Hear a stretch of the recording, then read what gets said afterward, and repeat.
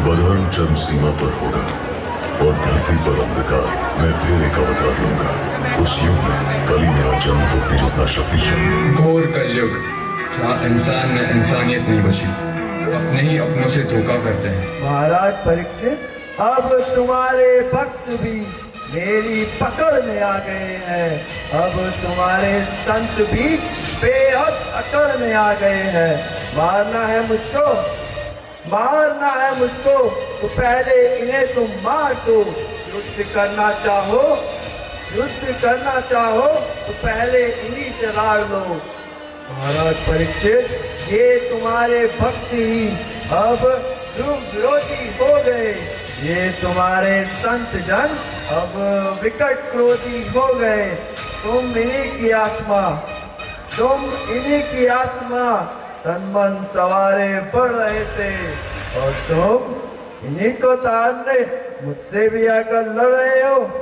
मैं नहीं ऐसा, मैं नहीं ऐसा जो छोटी बात पर अड़ जाऊंगा। मैं बड़ा होशियार, छोटी बात कर आगे बढ़ जाऊंगा।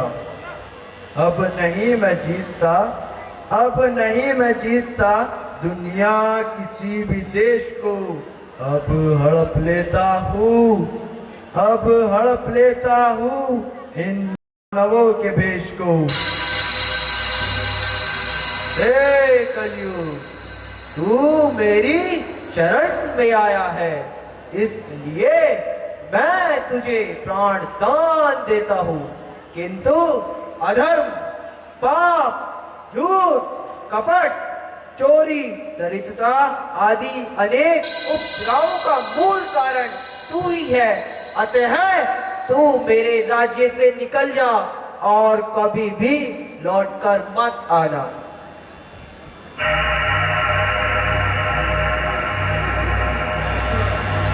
हे राजन, ये सारी पृथ्वी तो आप ही की है और इस समय मेरा इस पृथ्वी पर होना काल के अनुरूप है, क्योंकि सतयुग, त्रेता युग, द्वापर युग के बाद आता है कलयुग और द्वापर युग समाप्त हो चुका है। मुझ पर दया का भाव रखिए राजन। बुद्धिमान पुरुष काल के आड़े नहीं आते, काल से लड़ाई नहीं लड़ते। कलयुग के आने का समय हो गया है, तब भी परीक्षित के रहते कलयुग का आगमन नहीं हो सकता।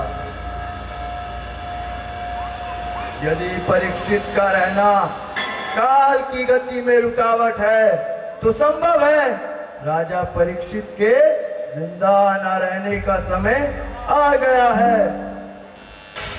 वो विधाता जाने, परंतु वीर पुरुष मृत्यु के भय से अपने संकल्प का त्याग नहीं कर देते। हे कलयुग, तुम हमारे राज्य की सीमाओं से बाहर निकल जाओ। राजन, काल तो सार्वभौम है, वह किसी सीमा को नहीं मानता। मानना पड़ेगा। हमारा ब्रह्माव्रत धर्म और सत्य का निवास इस स्थान है। इस ब्रह्माव्रत से बाहर रहना होगा तुम्हें, अन्यथा आज विधाता भी देख लेंगे। महारथी अर्जुन के पोत जिसके बाणों में इतनी शक्ति है, कलयुग का समूल नाश कर सकता है। राजन, आपका वचन भी रह जाए और प्रगति का नियम भी न टूटे, इसलिए मैं आपके जीवन काल तक अपने आप को कुछ सीमाओं में बांधना स्वीकार करता हूँ। हे राजन, मैं आपकी शरण में आया हूँ और शरण में आए हुए को स्थान देना आपका धर्म है, इसीलिए मुझे वह स्थान बताए जहां मैं रह सकूं।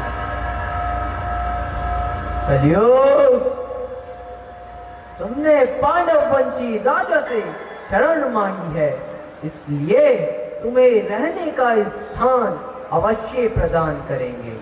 किंतु तुम अधर्म के सहायक हो, इसलिए तुम्हें 4 स्थानों पर ही रहने की आज्ञा देंगे, जहां मद्यपान शराब का सेवन होता हो, जहां छूत कीड़ा जुआ खेला जाता हो, जहां परस्त्री गमन व्यभिचार होता हो और जहां हिंसा होती हो।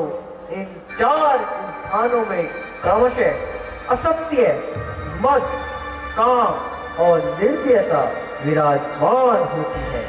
अतः तुम वहां वास कर सकते हो। आपका धन्यवाद है राजन, परंतु ये चारों स्थान सीमित है। मुझे अपना विस्तार करना है, अतः मुझे अपने विस्तार हेतु उपयुक्त कोई और भी स्थान प्रदान करे। अच्छी बात है, क्योंकि स्वर्ण में भी रजोगुण का वास होता है। अधर्म से प्राप्त स्वर्ण में भी तुम रह सकते हो कलियुग, तुम रह सकते हो। जो आज्ञा राजन, जो आज्ञा राजन।